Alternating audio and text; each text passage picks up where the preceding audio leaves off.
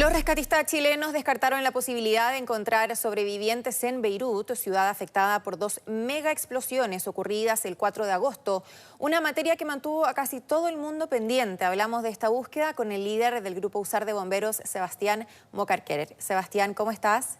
Buenos días. Buenos días, muchas gracias por la invitación y por poder compartir con tu audiencia.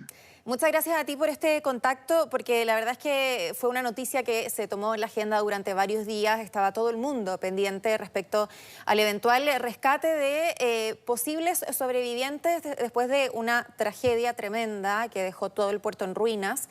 Y primero queríamos saber qué pasó, por qué se llega a determinar que eventualmente existían sobrevivientes bajo los escombros. Se hablaba incluso de un pulso, de latidos, para finalmente terminar descartándolo. Sí, bueno, es importante comentar que obviamente la explosión que se produce en Beirut produce un colapso de estructuras y daños que provoca que personas se lesionen, resulten atrapadas o incluso algunas desaparecidas. Esto no es muy distinto a lo que puede producir un terremoto o un tsunami, en el sentido de que hay una gran cantidad de estructuras que se ven afectadas. Y lo normal de este tipo de respuestas, como también puede ser por inundaciones u otro tipo de eventos meteorológicos, es que cuando las capacidades nacionales de un país, en este caso del Líbano, se ven superadas, recurren a mecanismos internacionales. Y fue así como a través de Naciones Unidas y la Comunidad Europea, el Líbano solicita ayuda y determina una fase de búsqueda y rescate que partió del momento de la explosión y fue terminada el 9 de agosto.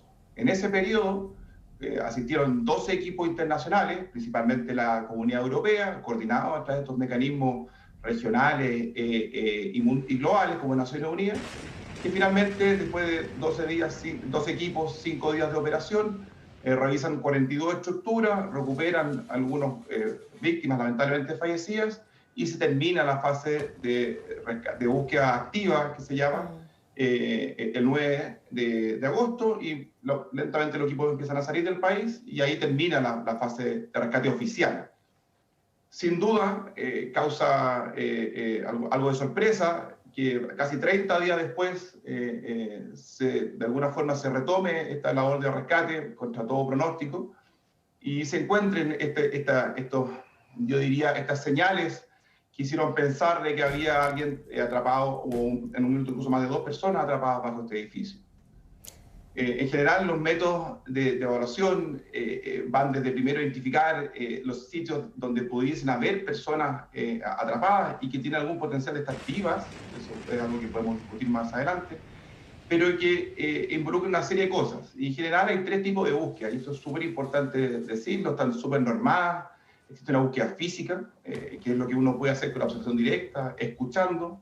Es así como se rescata la mayor cantidad de personas en general en los desastres, por los mismos vecinos, la primera respuesta, los bomberos, la policía, escucha a personas y las asisten y las logran sacar. Pero sin embargo, a eso no es suficiente y las personas permanecen atrapadas en el edificio. Y aparecen 2 tipos de búsqueda que son muy importantes. Uno es la técnica, es decir, con equipos electrónicos generalmente, que son escuchas, hay micrófonos que se instalan en los edificios que permiten triangular si es que alguien está golpeando o hablando dentro del edificio. Existen las cámaras que aprovechan todos los avances tecnológicos de la fibra óptica que se puede insertar, se hacen perforaciones hasta que se logra ubicar a una persona. Y existe un tercer método, de menos consenso, yo diría, internacional, que es este radar, que usa las ondas electromagnéticas, que uno tiene que ubicarlo sobre donde cree que hay personas, y a través de ondas electromagnéticas ingresan, dependiendo del tipo de colapso que se trate, y detectan movimiento. Y eso rebota esta onda y detecta más que pulsaciones, son movimientos de la ventilación de la persona. Se escucha, es capaz de detectar el movimiento del tórax cuando la persona está respirando. Y el tercer elemento, o la tercera forma de búsqueda, es la búsqueda canina. La búsqueda canina también está súper normada, está súper regulada de manera internacional. La búsqueda de personas vivas normalmente se hace con 2 canes, y para eso hay que tener tanto lo que se llama un binomio, o sea, el perro más el guía certificados, donde un primer perro ingresa, y la gracia de esto es que es mucho más rápido, detecta un olor que indique que hay una persona viva, y luego tiene que ir una segunda pareja de perro más un guía, ingresan y tienen que confirmar. Y esto porque es tremendamente importante, porque hay muchos falsos positivos, en el sentido en que puede que un perro marque, pero el segundo no, o haya algún tipo de movimiento que después haya que descartar. ¿Y por qué esto es tremendamente importante? Por dos cosas. Primero, la búsqueda de una persona concita mucha atención y muchos recursos. Y por lo tanto, hay que tener un grado relativo de certeza porque podemos estar dejando de atender a otra persona que necesita ayuda.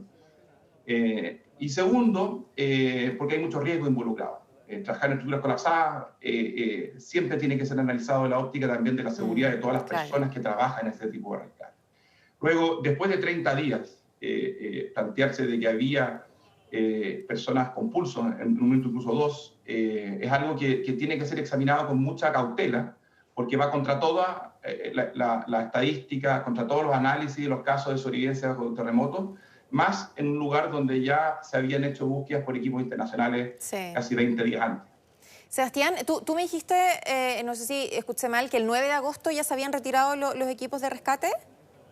Sí, cuando se habla de asistencia internacional, este es el caso, digamos. Es que perdón, lo que pasa es que ahí estamos hablando solo 5 días después de la explosión, entonces a eso apunto.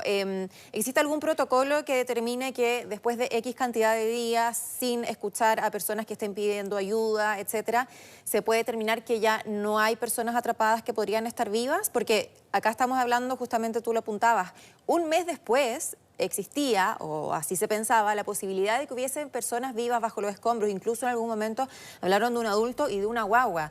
Pero claro, la posibilidad de que una persona pueda estar 30 días bajo los escombros y esté viva, tomando en cuenta que uno puede estar sin comer varios días, pero sin agua cambia la cosa, ¿no?